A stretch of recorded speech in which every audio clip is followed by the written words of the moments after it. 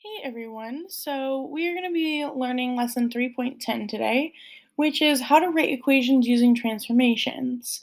This is basically just the opposite order of things that we did on 3.9. So on 3.9, I gave you the equation and we looked at how to put the graph on the grid.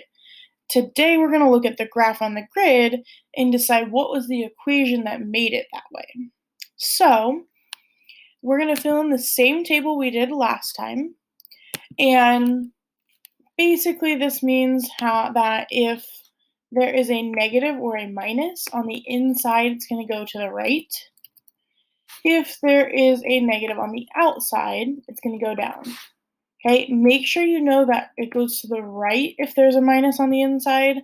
Left and right work backwards. If there is a positive on the inside, it's going to go to the left, and a positive on the outside moves the graph up. So basically what we're going to do is figure out how has the graph been moved and then go put it back in the equation. Okay? And then coming down here, a reminder that the absolute value is the one that looks like a V. So the absolute value of -2 is 2. The absolute value of -1 is 1. The absolute value of 0 is 0. And the absolute value of, 1 is 1. And last but not least, the absolute value of 2 is 2. And that makes this nice V shape because value has a V in it, so it makes a V. Over here, we have to square it, and that's called a quadratic because quad means 2. You have 2 quads on your legs, not 4. You don't have 4 legs. And there are no quads in your arms. Those are biceps and triceps and all that good stuff. So here, -2 squared is 4. -2 times -2. -1 times -1 is 1. 0 times 0 is 0. 1 times 1 is 1. And 2 times 2 is 4. So I'm just plugging in different numbers into the equation. And then you do not have to do this next step. I'm just doing it to help you. The absolute value, if you connect them, makes this V shape. And let's make that one purple.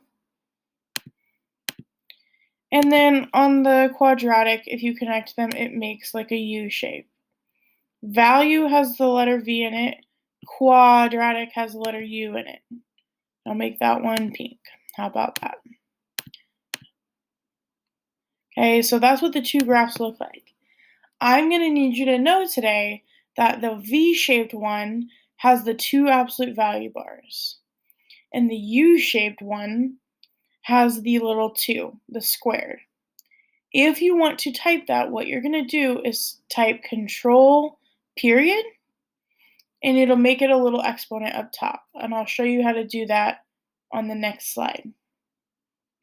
So it's going to give you a description.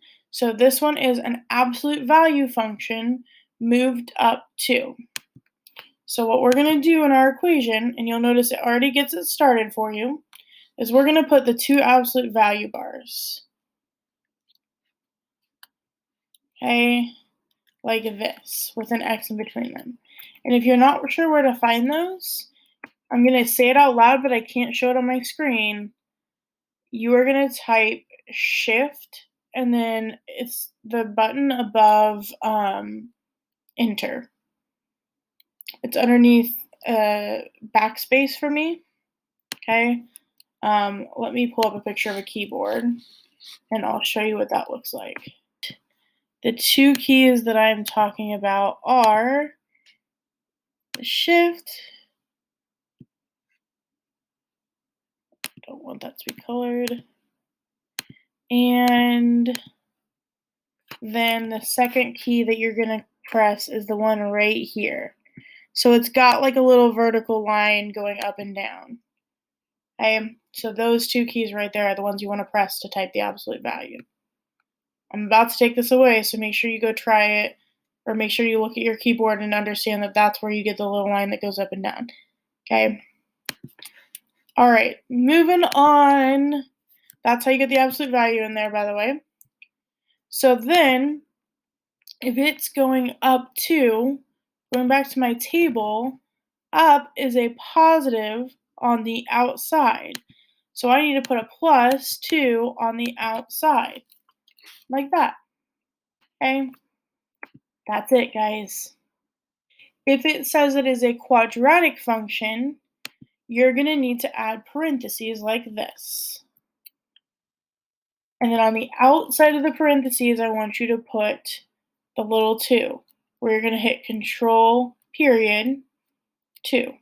Control period to go back to normal. Okay?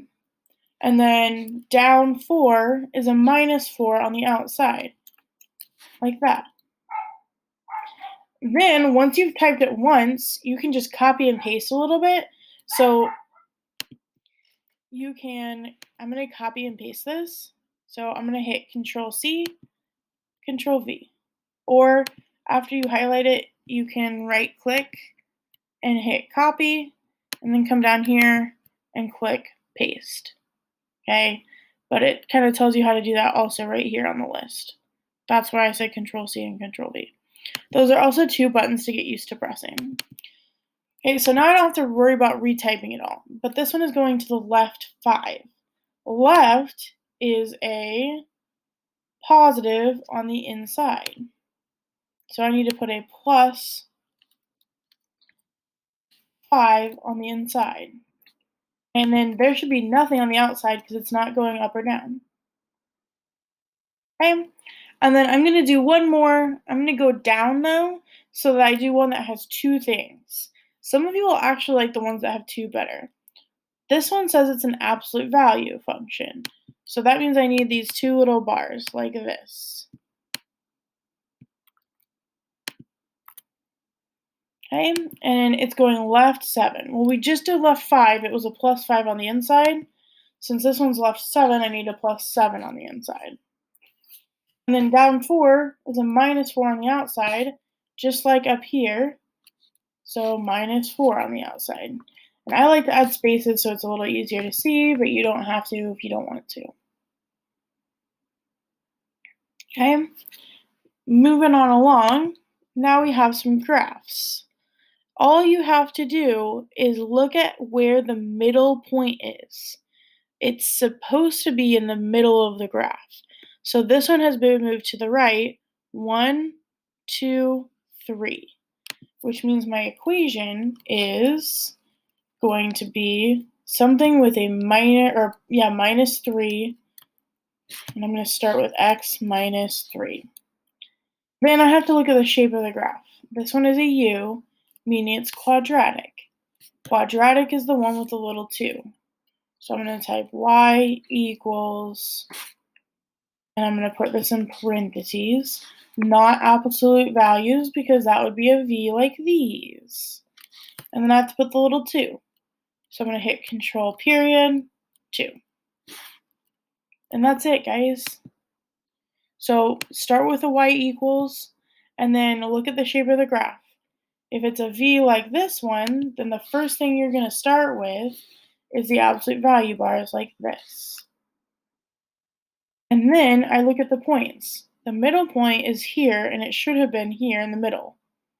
So it's been moved down 5. And down 5 is a -5 on the outside. Just like that. The only real decision making you have to do is it going to have the parentheses squared or the 2 absolute value bars? The last one on the right is also a v, so I'm going to start with y equals the absolute value of x. If it was a u, I would start with the parentheses squared. Then this one has been moved to the left 5 and up 3. Left 5 is going to be a plus 5 inside, and up 3 is going to be a plus 3 outside. As a hint, you guys will never end up putting 2 of the same thing on the inside or 2 on the outside. It should be 1 inside, 1 outside. Okay?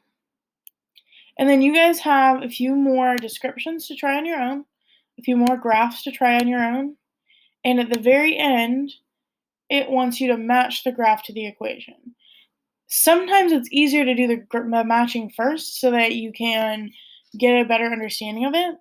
I will give you a hint though, these are meant to be a little tricky.